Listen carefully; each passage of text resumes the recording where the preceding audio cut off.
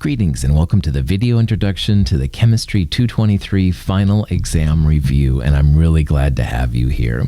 First of all, I think we should just take a moment and say congratulations because you made it to the end of the term. I know it's been kind of crazy, but we are just about there. We're just going to take care of this final exam thing and then you'll be good to go. So I am glad to have you here.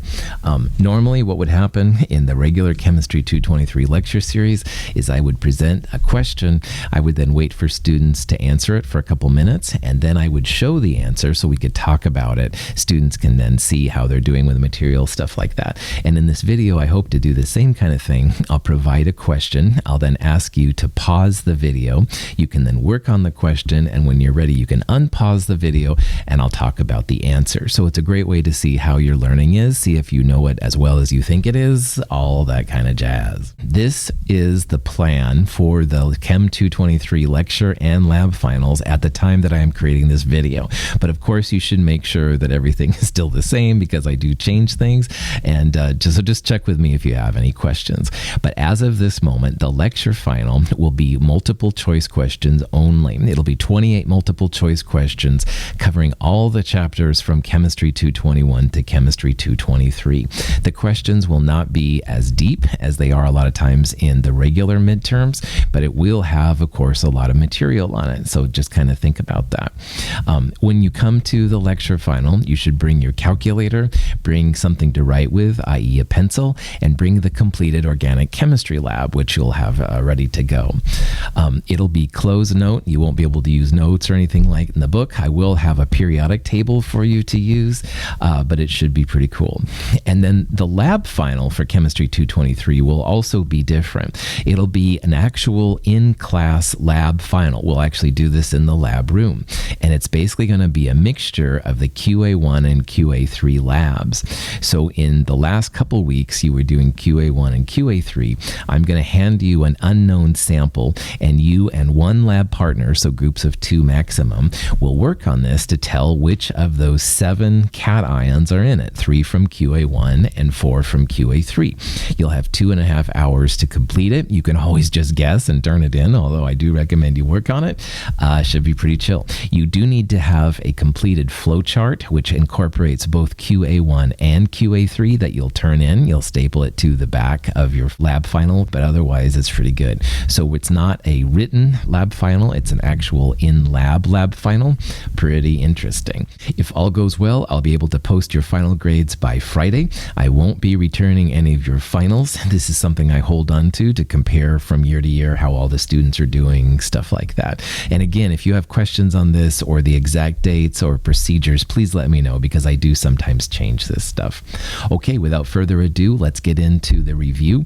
Again, I'll ask some questions. I'll then ask you to pause the video so you can have time to work on it. And when you're ready, you can unpause the video and then see what the actual answer is. So let's start the review. This question says, which statement describes the composition of a neutral atom of iron 58?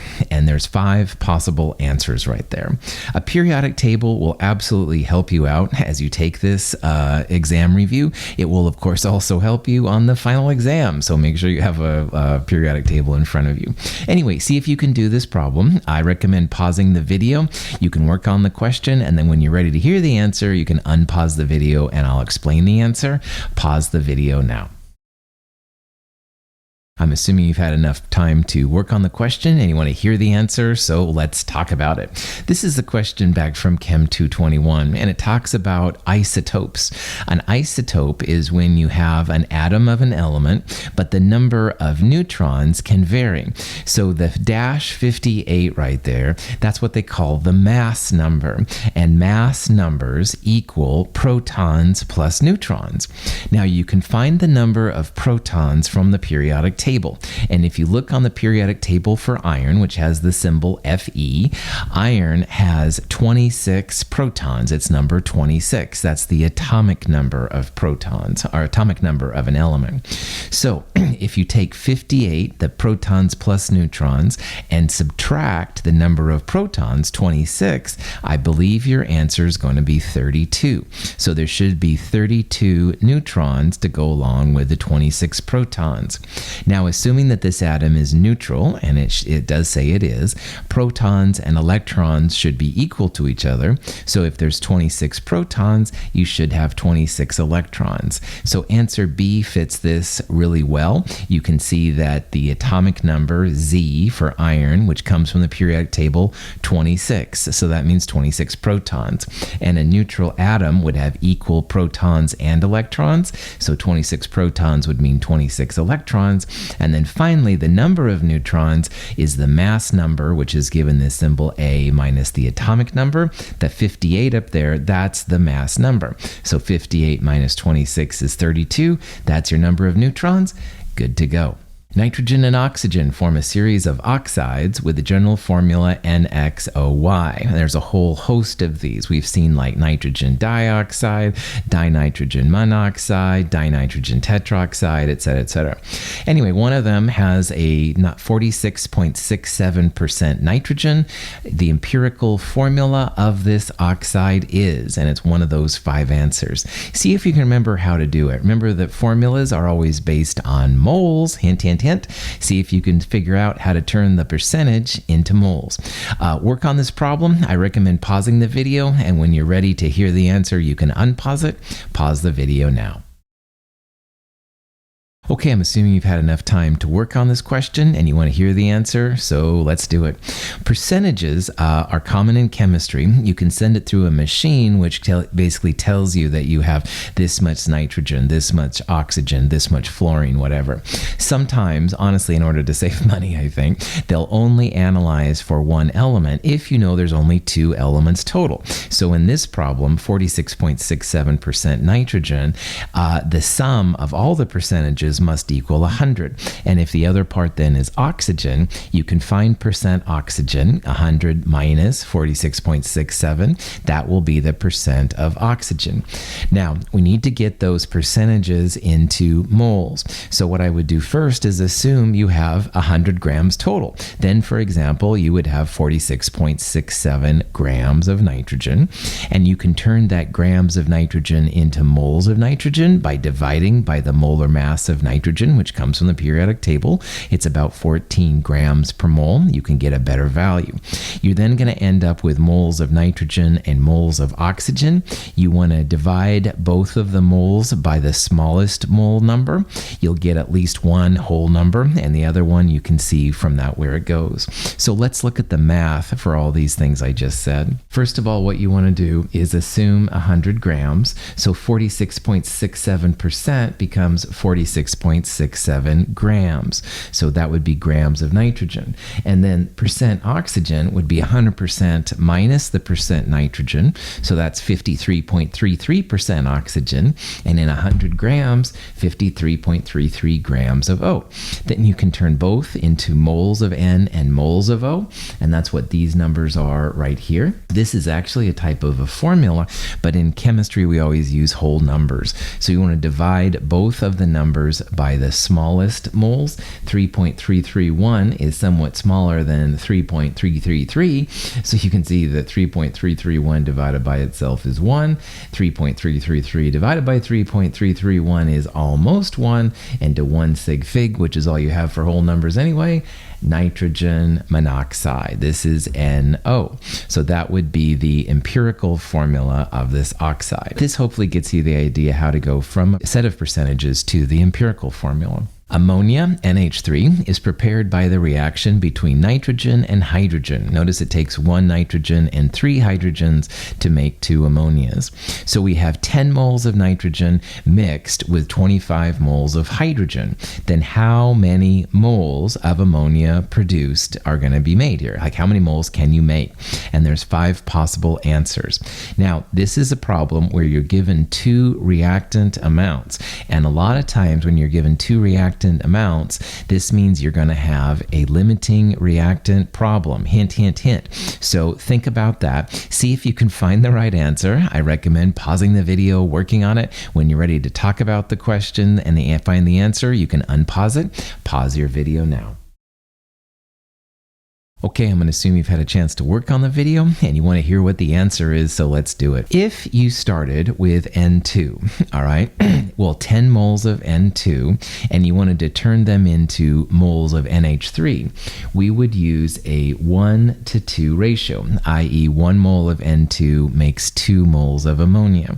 So 10 moles of N2 times 2 over 1, the stoichiometric coefficients for those two reactants and products, that would predict that you would make 20 moles of NH3. And if you put that down, you've got the stoichiometry part good, which is really cool. That would be the amount of ammonia you would make from the nitrogen. And it makes sense to kind of stop there because the other value for H2, 25.0, that's a lot, comparatively a lot to 10 moles. And so it seems like the H2 would be the excess reagent and it wouldn't be needed. But we should really double check with the 25 moles as well, because just because that number is bigger, it still could be the smaller amount of ammonia if we look at the stoichiometry. So for example, if you start with 25 moles of H2, well, there are 3 moles of H2 needed by this reaction to make 2 moles of NH3. And again, the 2 and the 3 come from that 3 and that 2 right there. All right, so the 25 times 2/3, that would tell you how much ammonia can be made for H2. And you should compare that number to the 20 moles of ammonia that came from the N2. And you can probably imagine that 25 times 2/3 is going to be smaller than 20 moles of NH3. And it is. It comes out to be 16.7 moles of NH3. So in this problem, the hydrogen was our limiting reactant. As it turns out, it is creating less ammonia than the nitrogen. Nitrogen is considered the excess reactant. So when you see two reactant amounts, you really should go through all the stoichiometric steps to see which one is the limiting reactant. And the limiting reactant is important. 16.7 moles here, that would be the theoretical yield of ammonia. You would not be able to make 20 moles of NH3 with the amount of hydrogen given. And that's why this kind of stuff can be pretty important. So this is just a reminder. Limiting reactants are important. Check both reactants for yields of products. And the smaller one is the important one. The smaller one not only is the theoretical yield of the product, but it also tells you what reactant is the limiting reactant. And don't be deceived by the numbers, because here H2 is quite a bit bigger than N2, yet it was actually the limiting reactant. Which of the compounds below would be the best conductor of electricity in aqueous solution? And you can see the 5 possible choices right there. Conductors of electricity are referred to as electrolytes. So you want to see which of those 5 compounds is the best electrolyte. And a hint, all those 5 compounds are acids and bases. So see if you can do this problem on your own first. I recommend pausing the video. You can work on it, and then when you're ready, you can unpause the video and we'll talk about the answer. Pause the video now. At this point, I'm assuming you've had a chance to work on the problem. You want to hear the answer, so let's deal with it. All of those 5 compounds are acids and bases. So let's review. A, CH3CO2H, that's acetic acid. B, H3PO4 is phosphoric acid. C is ammonia, a weak base. HBr, hydrobromic acid. And HIO, hypoiodous acid. So they're all acids and bases. And one way to approach this question is to remember that there are only 5 strong acids and 3 strong bases, and only one of those fits in that category, and that's HBr. Now, strong acids and strong bases are strong because their equilibrium constants are basically super, super large, off the scale, all right? They're very product favored. And if they're product favored, that means that the HBr, molecular HBr, for example, is totally dissimilar dissociated into H plus and Br minus. So the best conductor of electricity is going to be a strong electrolyte, and all strong acids and strong bases are strong electrolytes. The other species on there, acetic acid, phosphoric acid, ammonia and hypoiodous acid, those are all weak acids or weak base in the case of ammonia. Weak acids and weak bases are just weak conductors of electricity. You can also have a non-conductor of electricity if you take something like ethanol or acetone, something covalently bonded, and you place it in water. It does dissolve, but it doesn't dissociate into ions. So they refer to those as non-conductors. But strong acids and strong bases are strong electrolytes, just like sodium chloride and potassium bromide and lithium nitrate, etc. Those kind of things are also strong electrolytes. They're really great conductors of electricity. Which equation below best represents the balanced net ionic equation for the reaction of potassium hydroxide and iron 2 chloride to give iron 2 hydroxide and potassium chloride? And you can see that there are four possible answers, there. You can pick the one that you think is the best. So I recommend that you pause the video and work on it, think on this question a little bit, and when you're ready, you can unpause it. We'll talk about the answer. Pause the video now. Okay, at this point, I'm assuming you've had a chance to work on the problem and you're ready to hear the answer. Woohoo! So let's do it. You have to convert those names into formulas. That's the first part of this question.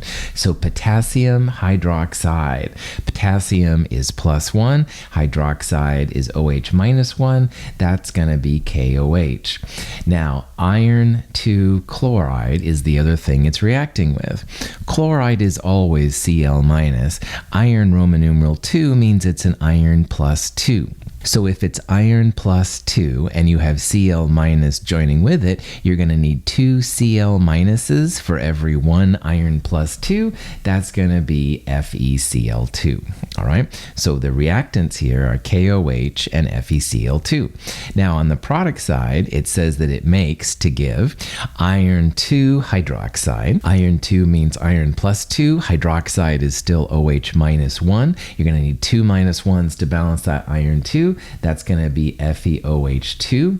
And then you also end up with potassium chloride. Potassium's K+, chloride's -1. That's going to be 1:1. We need to make a balanced equation out of this, all right? So you'll notice that correctly, both of the first two answers have 2's by the KOH and 2's by the KCl. That's good. You want 2 chlorides and 2 hydroxides to balance with the iron, stuff like that. The last thing to do before we move on to the net ionic equation is to think about states of matter, okay? And anything with potassium is aqueous. So KOH is definitely going to be aqueous, and KCl is definitely going to be aqueous. Now, chloride is usually AQ unless it's with silver, mercury, or lead. Iron is not silver, mercury, or lead, so FeCl2 will certainly be aqueous. The one you may not know off the top of your head is the hydroxides. Most of the negative polyatomic ions will make insoluble compounds. Unless the hydroxide is paired with potassium, sodium, lithium, something like that, usually hydroxides are insoluble. It would not be AQ, which is what B says. So answer A is what I would refer to as the balanced molecular equation. It shows all of the products and all of the reactants in their correct stoichiometries with their states of matter, and that's really cool. That's really what the reactants are. Reactants are KOH and FeCl2 to make FeOH2 and some KCl. But it's not the net ionic equation. And if you remember from net ionic equations, you don't break up solids, liquids, and gases, but you do break up everything that's AQ. And you'll look for spectators. Spectator ions are common to both the reactant and product side. And you can probably maybe see where these are coming from, but for this problem then you would have 2K plus and 2OH minus. That's what the KOH would break up into. For FeCl2, you'd have an Fe2 plus and 2Cl minus. Don't break up the solid, so we're going to leave FeOH2 alone. But for KCl's, then you'd have 2K plus and 2Cl minus. And spectators are ions that are present on both reactant and product sides when you do this analysis. So as an example then, you would cross out the 2Cl minuses because they're on both sides. You would also cross out the 2K pluses because those are also found on both the reactant and product side. But the two hydroxides and the Fe2 plus, that is different from the FeOH2 solid. Don't break up solids, liquids, and gases. So anything that's left over is what the net ionic reaction's all about, and you can probably see that's going to be answer C.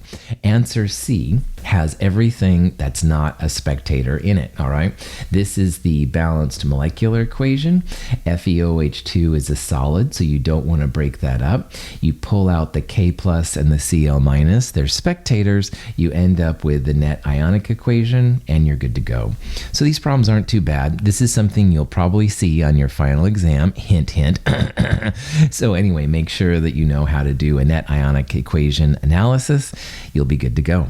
In this question, we're dissolving 6.73 grams of sodium carbonate in enough water to make 250 milliliters of solution, and the molar mass of sodium carbonate, 106 grams per mole. What's the concentration of the sodium carbonate? And in this case, concentration means moles per liter. You can see that all those answers are moles per liter. See if you convert those numbers into a molarity. I recommend pausing the video. You can work on this problem, and when you're ready to talk about the answer, unpause it. We'll take care of it. Pause the video now. Okay, I'm assuming you've had enough time to work on the problem and you want to hear the answer, so let's get into it. Molarity, big M, moles per liter. Moles in this case would be moles of sodium carbonate, and liters in this case would be the 250 milliliters turned into solution. So we need to turn the grams of sodium carbonate into moles. 6.73 divided by 106 grams per mole will give you moles. And then remembering that there's 1,000 milliliters per liter, we also want to divide moles by 0.250 liters. So 250 divided by 1,000 is 0.250 liters.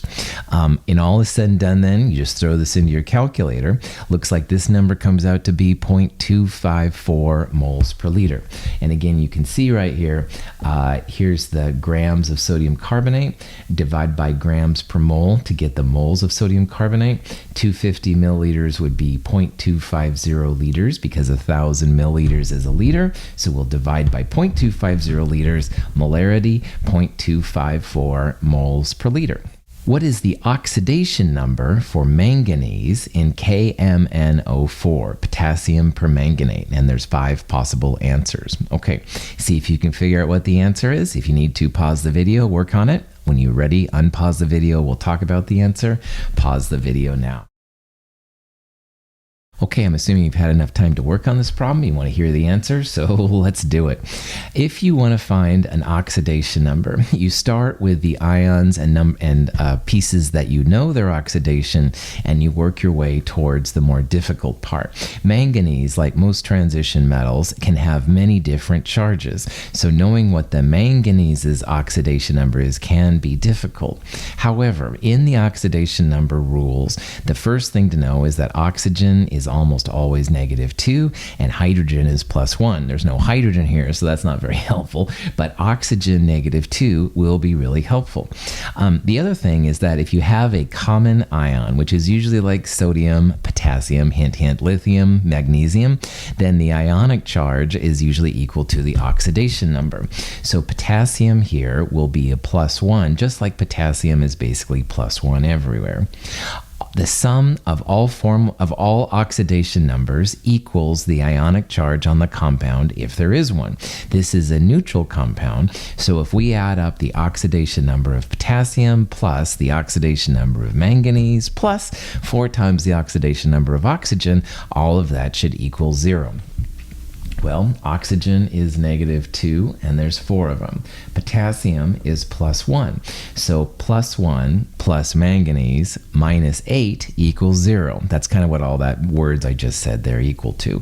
So you want to solve basically for manganese. You have 8 minus 1. Manganese here is going to be a positive 7. And again, here's kind of showing what you do. The sum of all the oxidation numbers equals the charge on the molecular ion if there is one. This one doesn't have one. It's 0. All right. So you just have positive 1 for K. You don't know magnesium, but oxygen's negative 2, and there's 4 of them. When you solve that out, manganese is going to be plus 7. We have a reaction here between silane and oxygen, and it's making silicon dioxide and 2 waters. And there's some delta H values given. See if you can calculate the enthalpy of this reaction. This will be an enthalpy of products minus enthalpy of reactants kind of question, okay? So work on this problem. I recommend pausing the video. When you're ready to hear the answer, you can unpause it. We'll talk about it. Pause the video now. Okay, I'm assuming you've had enough time to work on it. Let's talk about the answer. These problems are similar to what we just went through with entropy and Gibbs free energy, where you take the sum of all the products minus the sum of all the reactants. Now, this is enthalpy. This is something we did back in chapter 5. You'll take the enthalpy of the products and subtract the enthalpy of the reactants, and you can see the values given. So for this reaction, you would take the enthalpy of SiO2 plus 2 times the enthalpy of water. The values that are given are always per mole. So in this case, we have 2 moles of water. We'll multiply water by 2. Anyway, both of those minus the reactants is what you want. So minus the SiH4, but you see that there's no value for oxygen. Oxygen is an element in its standard states. And if you're dealing with delta H values or delta G values, as we saw, those values are always equal to 0. So that value was not included in the table. Don't worry about it. That probably means that the value is 0. So to figure out the delta H reaction, delta H SiO2 plus 2 times the delta H of water minus the delta H of SiH4. This is where the math pops in. You can see down here, here's 2 times the delta H of oxygen, but it's 0, so you don't have to worry about it. Looks like it comes out to be minus 1,428.8 kilojoules per mole. This little symbol, just to remind you, is the summation. It means add up all of the delta H that are products and subtract, adding up all of the delta H of the reactants. Good to go. The correct general valence electronic configuration for the alkali metals is one of those listed below. See if you can figure out which one it is. If you want to pause the video, think about it, that's cool. We'll talk about it when you unpause the video when you're ready. Pause the video now. Okay, I'm assuming you've had enough time to think about this problem, so let's get into the answer. Alkali metals are group 1A metals, and if you remember their electron configurations, and I know this has been a while, but hydrogen is 1s1, lithium has a helium core and is 2s1. Sodium has a neon core and is 3s1. And potassium would be argon 4s1, etc., etc. Notice how if you take out the noble gas, all of these have some kind of principal quantum number n followed by an s1. So hydrogen's n is 1, lithium's n is 2, sodium's is 3. It's the period number that element exists on the periodic table. So when it comes to the alkali metals, people sometimes refer to all of them as having an NS1 configuration. And what that means is there's going to be so many core noble gas electrons followed by an NS1 configuration. And this is a quick way to figure out electron configurations for any of the alkali metals.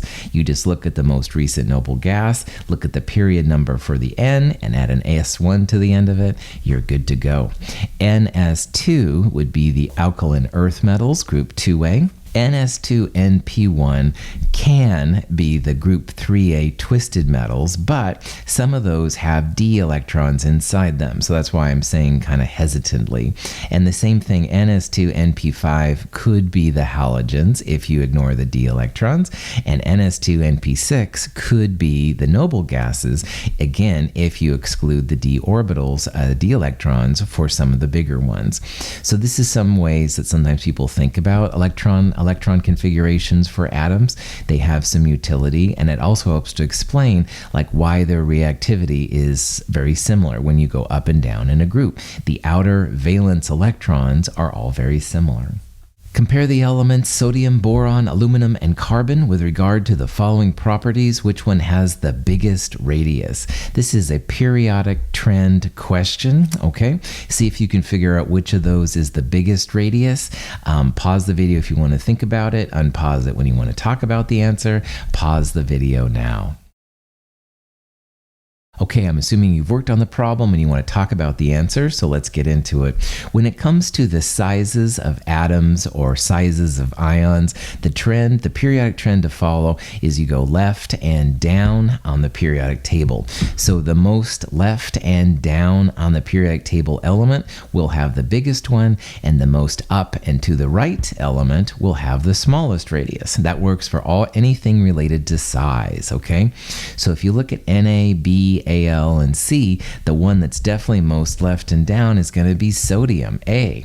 That's the biggest one because it's most left and down on the periodic table. The closer you get to francium in the lower left, the more likely it is to be bigger and bigger. And again, all these periodic trends can be kind of lame sometimes. There are exceptions, but overall, if you can't look up Google, it's a nice way then to figure things out.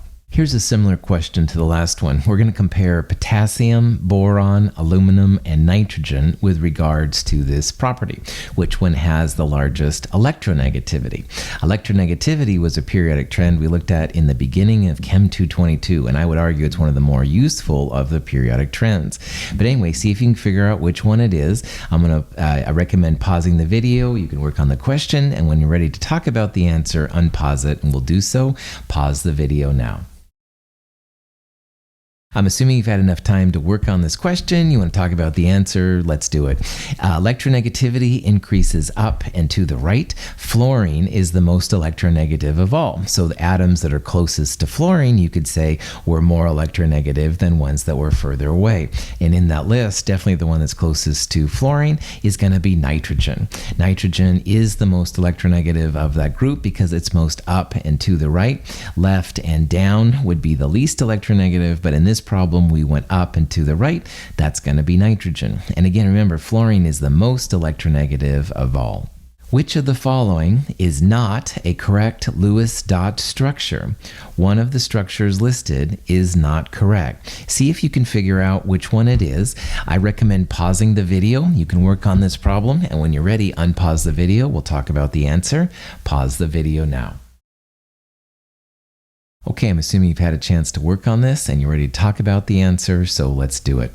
The ultimate way to do a question like this is just to draw out all of the Lewis structures. All right, that's kind of what it comes down to.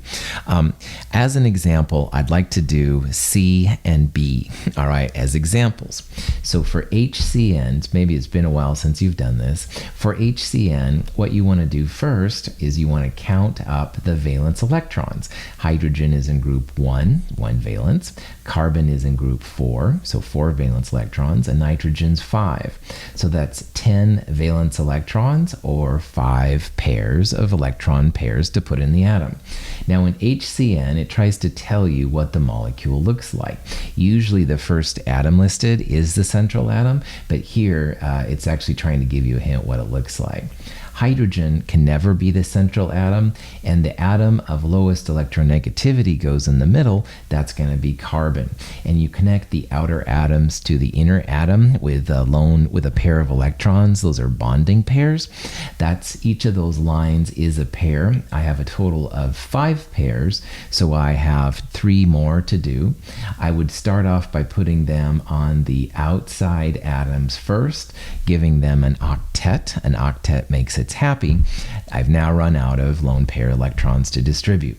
However, at this point, you should make sure that the central atom has its octet as well. And you can see that poor carbon here only has 2 pairs of electrons, one to the hydrogen and one to the nitrogen.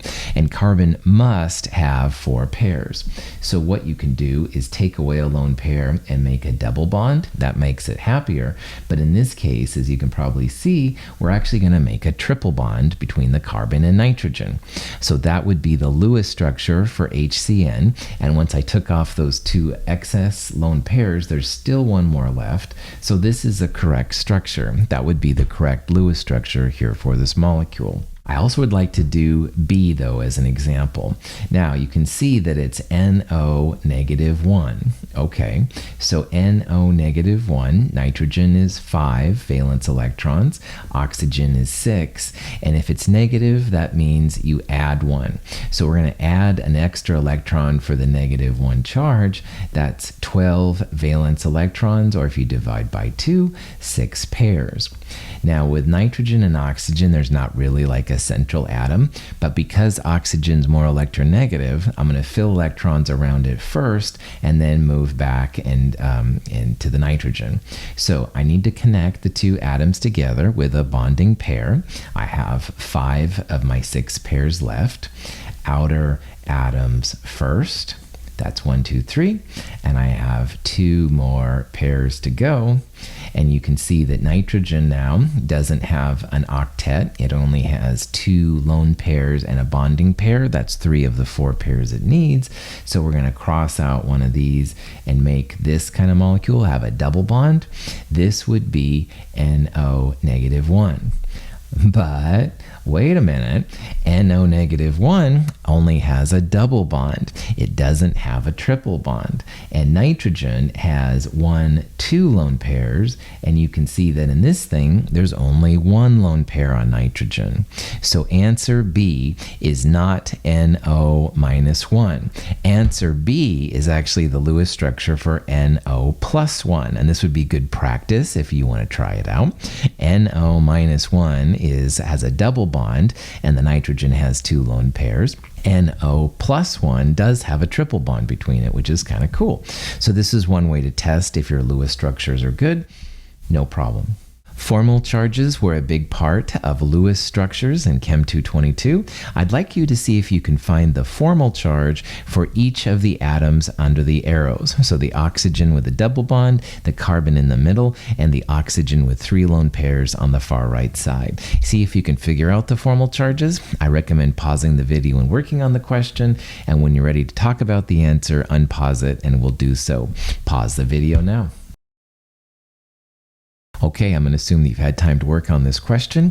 Formal charge, the definition of formal charge, and there's different ways to do it, but formal charge equals group number minus lone pair electrons minus number of bonds. And there's different versions of this equation, all right? You can go group number minus lone pair electrons minus 1/2 bonding electrons. That's totally fine too. I find the bonds a little easier, but it's up to you. So anyway, the oxygen on the left, oxygen is group number 6. It has 4 lone pair electrons. You count up each electron here, not just pairs. It's each lone pair electron. And there are 2 bonds connected to the atom. So that means 6 minus 4 minus 2. That means this oxygen formal charge of 0.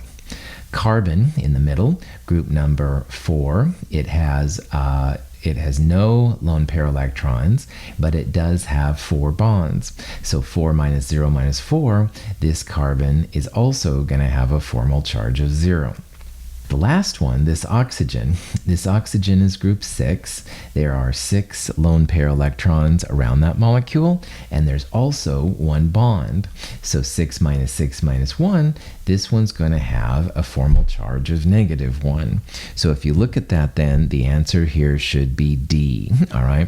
There's a little bit more formal way. I used the 1/2 bonding electrons instead of number of bonds. Either way is totally fine, but you should get 0, 0, 0 and -1. In this formate ion, something has to be -1 because it has a charge. There's a -1 charge right there. Hydrogen, if you do its formal charge, would be 1 - 0 - 1. It would have a formal charge of 0, 2. So knowing formal charges sometimes allows you to find what the best structure is. Kind of useful. Cysteine is one of the natural amino acids. I'd like you to tell me the values of the angles 1, 2, and 3, and there's 3 possible answers. So see if you can figure this out. I recommend pausing the video, and when you're ready, unpause it. We'll talk about the answer. Pause the video now. Okay, I'm assuming you've had enough time to work on it. Let's check this question out. This is a question really about electron pair geometry and how to find it from a Lewis structure. And electron pair geometry is the key to finding the bond angles. So 180 is one of the numbers you see down there. That's for linear electron pair geometries. 120 degrees would be for trigonal planar geometries, and 109 would be for tetrahedral geometries. So angle 1 is that sulfur, and it looks like it's 180 degrees. All right, it looks like the HSC angle there is 180. But remember, Lewis structures don't tell you any information on geometry. You have to interpret it. I think this protects the chemist that can't draw anything, like me, okay? But if you interpret this right, then you'll be able to find the angle. And what I would do is remember that there's so many clouds that go around a central atom. And clouds can be lone pairs, they can be single bonds, double bonds, or triple bonds. The number of clouds will tell you what the geometry is. So that sulfur has 2 lone pairs and 2 bonds. That's 4 clouds total. And those clouds of electrons, which is really all they are, they want to be as far apart from each other as they can. Angle 1 is 109. It's a tetrahedral arrangement. It looks like it's 180, but the drawings will be deceptive. That's actually 109. So FYI. Angle 2 is a carbon with a double bond and 2 single bonds. That's 3 clouds total. All right, double bonds count as 1 cloud, just like triple bonds count as 1 cloud. So a double bond and 2 single bonds, that's 3 clouds. 3 clouds mean that it's going to be trigonal planar, the angle 120 degrees. Now the nitrogen on the lower middle part there, nitrogen has 3 bonds and 1 lone pair. That's 4 clouds total, and that will also be tetrahedral or 109. So of all of the options there, answer B would be the correct one. All right, the sulfur is tetrahedral. It's not linear. It looks linear, but it's not. You have to interpret it, okay? Same thing with angle 2. Angle 2 looks kind of like it should be 90 degrees, but that's trigonal planar, so that's actually 120 degrees. And then the last one, that nitrogen, that's in tetrahedral or EPG as well. That would be about 109. And again, if you put 109.5 or something, that's okay. As long as you see it's about 109, cool for school. Here are some formulas, and one of them could be an alkene. Or maybe not. Maybe none of them are. All right? It's up to you. See if you can figure out which of those representations could be an alkene. And I recommend, if you'd like, to pause the video. When you unpause it, we'll talk about the answer. Pause the video now. I'm assuming you've had a chance to work on it. Let's talk about the answer. Alkenes are one of the families we looked at in the organic chemistry section, and alkenes have a double bond. And because carbon is tetrahedral, sp3 under most conditions, if you figure out the formula for an alkene, alkenes are CnH2n. That's all the time. So if you have a 2:4 ratio of carbons to hydrogens, there's a good chance that's going to be an alkene. Now, if you have a formula which is CnH2n, you could also have a cycloalkane. So it's not necessarily an alkene, but it could be an alkene. Alkanes are the CnH2n plus 2. Alkanes, I think, only have that formula. CnH2n minus 2 is the formula for an alkyne with a triple bond. CnH2n plus 2O could be an alcohol or an ether. So again, you're just seeing all the different formulas that sometimes separate these different families. A sample of gas has a volume of 222 milliliters at 695 millimeters of mercury and 0 degrees Celsius. What would be the volume of the same sample of gas if it were measured at 333 millimeters of mercury and 0 degrees Celsius? Now notice in this problem that the pressure, millimeters of mercury, and the volume are certainly changing. The temperature, it actually stays the same, 0 degrees Celsius. And because it's the same sample of gas, the moles don't change either. So see if you can use this information to find which of those answers is correct. I recommend pausing the video. You can work on it, and when you're ready to talk about the answer, unpause it. Pause the video now. I'm assuming you've had enough time to work on this question. You want to talk about the answer, so let's do it. If only pressure and volume are changing, then what you can do, if you remember the ideal gas law, it's PV equals nRT. But the moles and the temperature here are not changing, and R is just a constant. It never changes. So if you're changing only pressure and volume, what you can do is have that P1, V1, or the initial pressure and initial volume equals a new pressure and a new volume, P2, V2, all right? And we want to solve for the new volume. So V2, the new volume, would equal P1 times V1 divided by P2. And if you're only using pressure and volume, you can keep the pressures as millimeters of mercury, and you can keep the volumes in milliliters if you want to. You don't have to convert to atmospheres and liters unless you want to. The answers are all given in milliliters, so I would just keep it in milliliters as well. Now, there's different ways you can do this problem, and in the example, the answer here, by the way, the answer is 463 milliliters, but anyway, in the answer, I use the temperature as well, and that's just a little advertisement. I wanted to point out once again that with gases and temperature, you always use Kelvin. You never use Celsius, all right? Celsius can be zero and negative numbers and stuff. It can be bad. With just pressure and volume, you can get away with using millimeters of mercury and milliliters. That's not a problem. But man, with temperature, you always convert. So I threw in a little advertisement there just to remind you that temperature must be in Kelvin. But if it's just P and V, don't worry about it. Temperatures will cancel, and you can use milliliters, millimeters of mercury. You're good to go. Here's some gases. Which has the greatest density at 25 degrees Celsius and 1 atmosphere of pressure? This is a question relating to the gas laws, as you can probably imagine. See if you can figure out which one has the greatest density at those conditions. I recommend pausing the video, and when you want to talk about the answer, unpause the video. Pause the video now. I'm assuming you've had a chance to work on the question. You want to talk about the answer, so let's do it.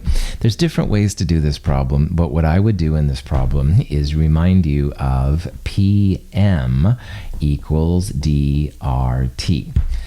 M is the molar mass and D is the density of the gas. And because the pressure is not changing for these gases and the temperature is not changing, then what it comes down to is the density will be proportional to the molar mass. R is a constant, all right? And M, if you know the molar mass, the biggest molar mass will have the biggest density. So you want to go through all those gases and just figure out how many grams per mole there are using the periodic table.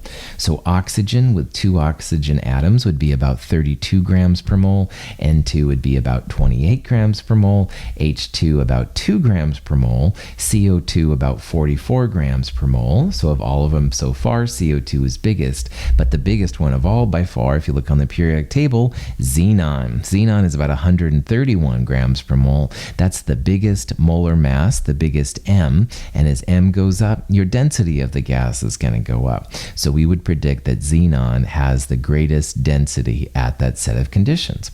Again, density is proportional to molar mass, so higher molar mass things have higher densities. When will the ideal gas law be least effective?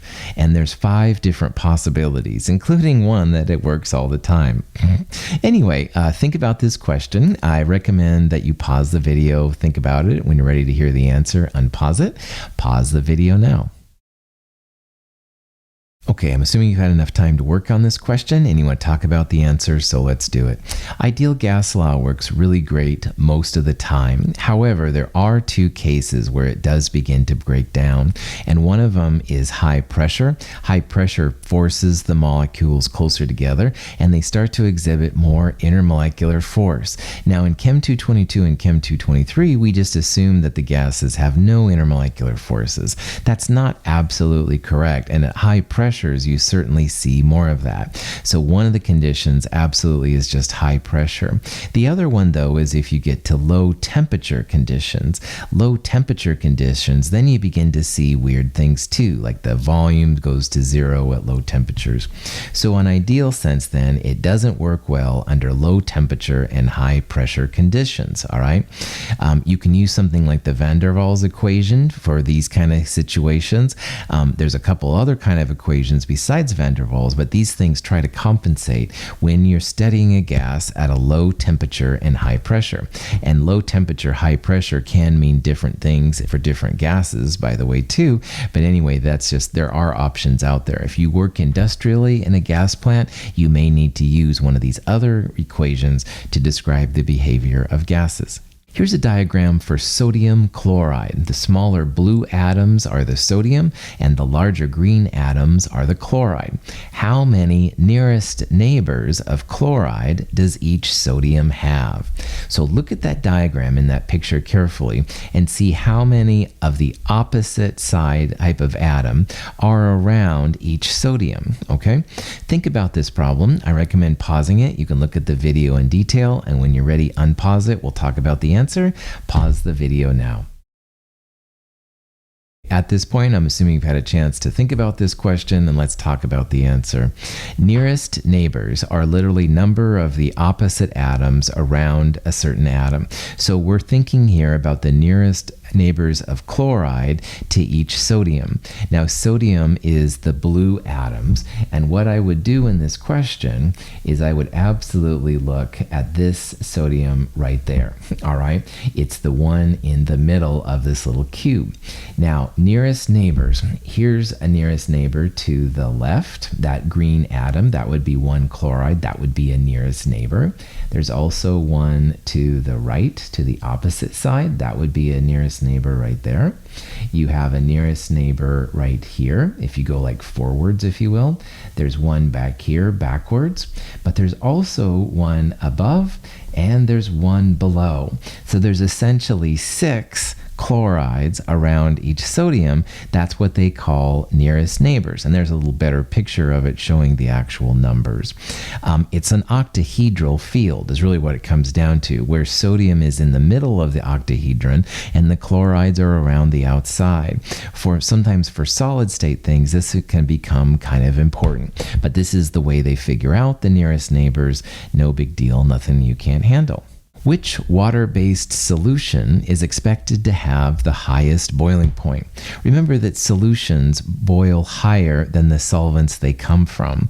And we talked about boiling point elevation in Chem 222. See if you can use this information to see which one will have the highest boiling point. I recommend pausing the video. You can work on it. And when you want to hear the answer, unpause it. Pause the video now. At this point, I'm assuming you've worked on the question, you want to hear the answer, so let's get into it. Boiling point elevation, delta T, it's supposed to be a delta, equals K times M times I. That was the equation we used for boiling point elevation. It also works really well for freezing point depression. You just want to change the constants. But delta T is the change in the boiling point. And again, solutions are higher than the solvents they come from for boiling.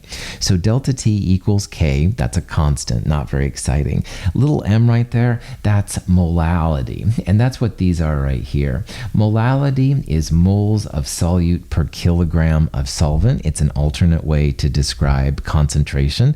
We usually use moles per liter in chemistry, but molality does come handy here. So molality is one of the factors that affects delta T. And you can look at A and B there, you'd think that, well, B is probably better because 0.1 0.15 is bigger than 0.10, so molality alone, you'd say answer B. But there's one more piece to the boiling point elevation, and that's this thing, the I factor. It's called the Van Hoff factor. Van Hoff factors are used for ionic compounds because in ionic compounds, a molecule will break up into individual ions, and the number of ions is what I is equal to, at least in Chem 222. Now for sugar, all right, sugar is a covalently bonded molecule, and it doesn't break up into positives and negatives, so I is just equal to 1 for sugar. But sodium chloride, on the other hand, sodium chloride will break up into sodium ions and chloride ions. So this is one piece right here and another piece right here. I is going to be 2 for sodium chloride. So delta T equals KMI. K is the same for both, so who cares? M times I is what we want. So for NaCl, that would be 0.10 times 2. For sugar, that would be 0.15 times 1. So the bigger Mi value is definitely NaCl. We would expect the sodium chloride solution to have a higher boiling point. And down here you can see a little bit better.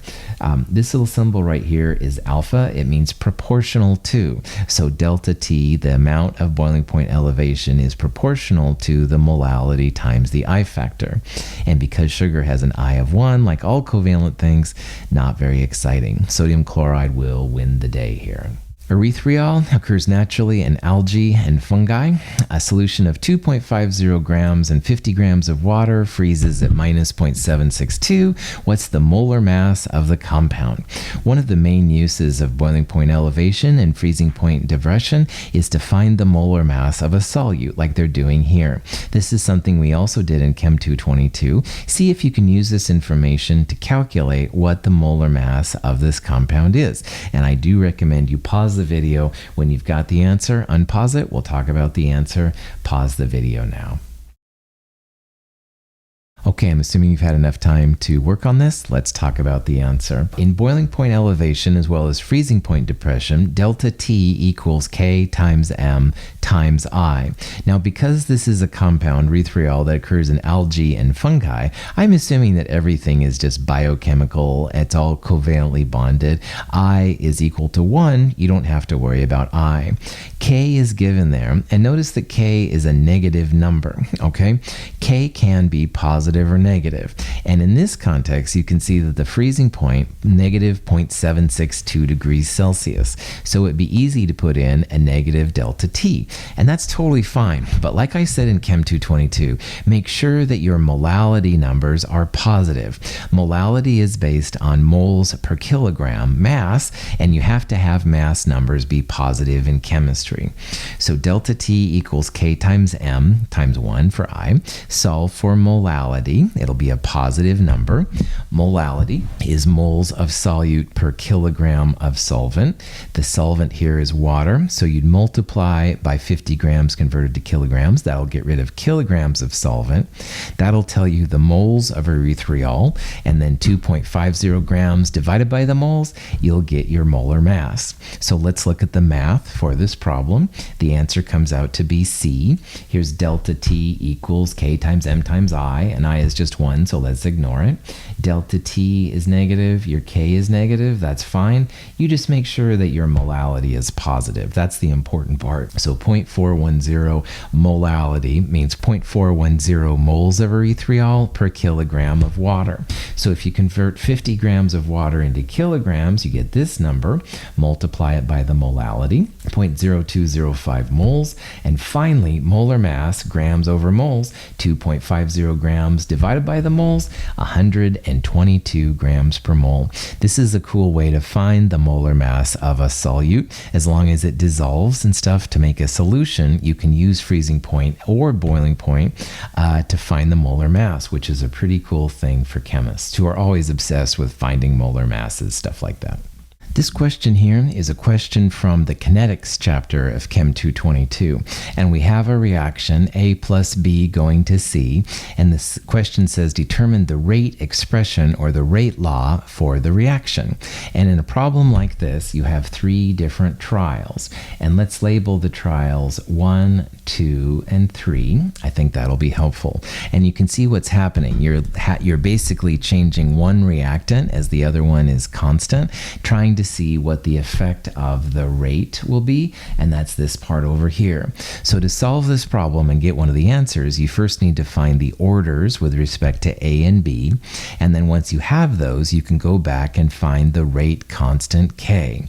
So anyway, and by the way, I love the band AC/DC, and at times in my life, I have absolutely thought they were number one, all right, but unfortunately, this answer is just silly, it's not real, so you'll pull that one out of your list right now. So it's going to be one of the other 4. I recommend you pause the video, work on the question. When you want to talk about the answer, unpause the video. Pause your video now. Okay, at this point, I'm assuming you've had enough time to work on the problem and you want to talk about the answer, so let's do it. So like I said, the first thing you want to do, find the orders with respect to A and B, and once you have those, you can go back and find the value of K. Now to find the orders, you want to look at this set of data, and you want to find a set of 2 reactions where one reactant changes, but the other one stays the same. So for the first one, for A, all right, I'm going to look at number 1 versus number 2. If you look at number 1 versus number 2, A goes up by a factor of 2, but B stays the same. So anything over here that affects the rate going from 1 to 2, that's going to be a reflection of doubling A. We doubled A, 0.10 to 0.20, and notice that that rate number, which is what that is on the far right, it went from 40 to 80. It doubled, all right? You doubled the concentration, you double the rate. 2 to the A power equals 2, the rate value. Remember, the orders can only be 0, 1, and 2. So if you have like 2 to the X equals 2, or a concentration change of 2 to the X power equals a rate change of 2, that means A is going to be a first order reactant. So A is a first order reactant. We doubled A, the rate goes up by 2. 2 to the X equals 2. That X only can be 0, 1, or 2. It has to be 1. For B, you want to do the same kind of thing. And what I would do is I would compare for B, I would compare number 3 to number 1. And I'm doing that because A is the same. It's 0.10 in both of those. But if you look at 3 versus 1, it's going from 0.10 to 0.20. So you're doubling B. But notice the change in the rate. It stays at 40. All right, it goes from 40 to 40, if you will. All right. So 2 to the X, the change in B to the X power equals 1. 40 divided by 40 is 1. That can only mean one thing. That means that your B is a 0 order reactant. So the first thing you have to realize that in this problem, you got to find the orders of reaction. A is first order and B is 0 order. Now, if B is 0 order, anything to the 0 power is just 1. So probably in the reaction, you're not going to see B at all, all right? For example, what I mean by that, it's definitely not going to be A because B here is first order. That's not going to happen. In reality, it's not going to be this one either because we saw A was first order. B is 0 order. It shouldn't show up at all. So it looks like the only acceptable value is D. That's the only one with only A to the first power without having B. B is to the 0 power. To get that 400 number, you can take the rate. So for example, let's look at trial number 1. You can take the rate 40 and you divide it by A to the first power, which is just A by itself. 40 divided by 0.1, sure enough, equals 400. B, remember, is 0 order. So you actually technically are dividing by 0.20 to the 0 power, which is 1, which means it's ignored. So anyway, for all those reasons, D is the correct answer. But the process is important. Rate is equal equal to that far right column. You want to find the orders of A and B, and once you have those, then really what you should do is go and find K. So I use number 1. You could have used one of the other ones too. But for all of those, then that rate constant K should be equal to 400. If you've got this process down, you've got the rate laws down really well. Here's a graph. It's showing the hydrogen peroxide decomposition over time. And it says determine the half-life of this reaction. And it's one of those 5 answers. So see if you can figure out which one the right answer is. I recommend pausing the video. You can look at a little bit more detail. And when you're ready, unpause it. We'll talk about the answer. Pause the video now. Okay, I'm assuming you've had enough time to work on the question. We want to talk about the answer, so let's do it. Half-life refers to the time it takes for half of the initial reactant to decompose, all right? So what we want on that graph is we want to know how long it takes to go from 0.0200 moles per liter down to half that number. And half of 0.0200 is 0.0100, that number right there. And so you can see that there's actually a nice little dot right there. And that dot is the place on the curve that you want to go down and find the time elapsed. So if you go down there to the bottom, you see it's 654 minutes. So it takes 654 minutes for half of the sample to decay. Another 654 minutes, or 1308 minutes, you'd be down to 1/4. Another 654 minutes, you'd be down to half of that. Another 654 minutes down to that. You can see that it takes a long time after a while to get down to a low amount. It arguably never disappears altogether. It gets very, very, very small, but it doesn't disappear. Cool. Radioactive iodine-131 used to treat hyperthyroidism. It has a half-life of 8.04 days. If we begin with 8.8 micrograms, what mass remains after 32.3 days? I recommend using the integrated first-order rate law to solve this question. And if you do, it'll be pretty chill. See if you can figure out what the answer is. I recommend pausing the video. Unpause it when you want to talk about the answer. Pause the video now. Okay, I'm assuming you've had enough time to think about this problem. Let's check out the answer. The integrated first order rate law, natural log R over R0 equals minus KT. R0 is how much you start with, R is how much is left at time T, and K is the rate constant. Now you'll also see up here that there's something on the half-life. For all radioactive substances and all first order processes, half-life equals 0.693 divided by K. So in this problem, the R0, that's how much we begin with, 8.8 micrograms. R is going to be our answer. It's how much is left. It's how much is left after T, 32.3 days. We don't have K, but if the half-life is 8.08 days, you can plug that into the half-life expression. 0.693 divided by half-life will give you K. And from there, you can plug it into K and solve for the R. So this is something we did in Chem 222. It's really, really useful when you want to find amounts left over. So here's the math. I used A's here apparently instead of R's. I do that for some reason. Natural log R over R0 equals minus KT, or natural log A over A0, either way. Half-life equals 0.693 divided by K.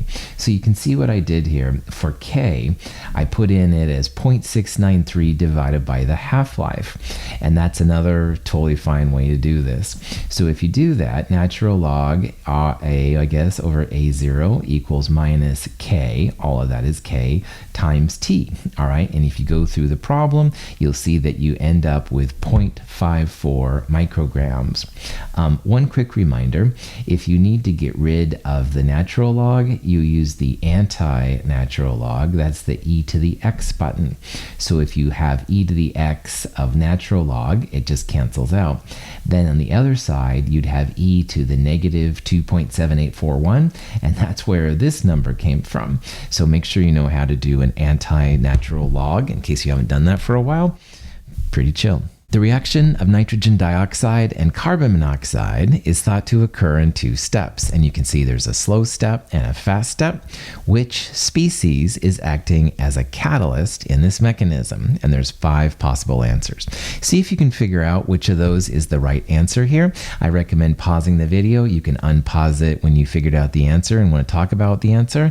Pause your video now. I'm assuming you've had enough time to work on this problem. Let's talk about the answer. A catalyst is something that's used up and recreated again at the end, okay? And if you look at this question long enough, you can see that one piece is a reactant and it's a product, all right? And if you look hard, the NO2, one of the NO2s, doesn't matter, is being used up, and one of the NO2s is being recreated at the end. And that's what catalysts do. They involve themselves in the chemistry, they get used up, but they also get recreated at the end. So nitrogen dioxide here is a catalyst. I would call this a self-catalyzing reaction, which does happen once in a while. NO2 is also a reactant, but one of the NO2s is used up and recreated at the end, which is kind of neat. NO3 is an intermediate. It appears and disappears in this mechanism, all right? And that's the other kind of thing you might run into. We also talked about how slow steps are the rate determining steps. That was another thing we did in the mechanisms. A lot of neat things you can do with mechanisms. Here's a reaction. It's a uranium-239. It's breaking down into some unknown particle and also a neptunium-239. See if you can use this information to see which of those pieces, which of those answers is the missing particle. I recommend pausing the video. When you're ready, unpause the video. We'll talk about the answer. Pause the video now. Okay, I'm assuming you've had enough time to work on the question. You want to hear the answer? Let's do it. When you balance a nuclear reaction, the lower left numbers on the left must equal the lower left numbers on the right, and the upper left numbers on the left must equal the upper left numbers on the right. Now, usually lower left numbers are the atomic numbers, number of protons, and the upper left number, those are the mass numbers, the number of protons plus neutrons. But in this section, there's going to be some weird kind of things happen, and this is an example. So 92 on the left equals x plus 93. The only thing that makes that mathematically right is if that lower left number is -1. On the other hand, the upper numbers, 239 equals x, the particle, plus 239. Well, the only thing you can do to make that work out is a 0. So our missing particle here has a -1 in the bottom and a 0 on the top. And if you remember from Chem 222, or you look it up, this is the magical beta particle, which is also an electron. So the missing particle there is a beta particle. This is how you solve for missing particles. You just compare the upper numbers and also compare the lower numbers. The numbers have to be the same on both sides. Pretty interesting. A positron is an anti-electron. It would be 0 plus 1 beta, okay? Neutrons would be 1, 0, n. Gamma has no numbers at all. It's just pure energy. Sometimes you see zeros right there, although that's weird. This is the beta particle. An alpha particle would be 4,2 alpha, or 4,2 helium. It's a helium nucleus. These are some of the things we talked about in the nuclear chemistry area. Nothing you can't handle. Okay, this concludes the Chemistry 223 final exam video review lecture. I hope this has been helpful to you as you go through. And if you have questions, of course, let me know. Now, if you see some information that you're not as certain on, you want some more practice, by all means, I encourage it. I have lots of practice problem sets, and not just from Chem 223, but also Chem 221 and Chem 222. There's also concept guides and chapter guides and end of the chapter problems, all kinds of stuff. You are almost through this class. You hang on a little bit longer and you're going to take care of business, definitely. I do wish you the very best on your finals. I hope you have a great finals week, and again, I hope your summer is even better. If you have questions on anything, let me know. Thanks for spending your time with me, and have a great day.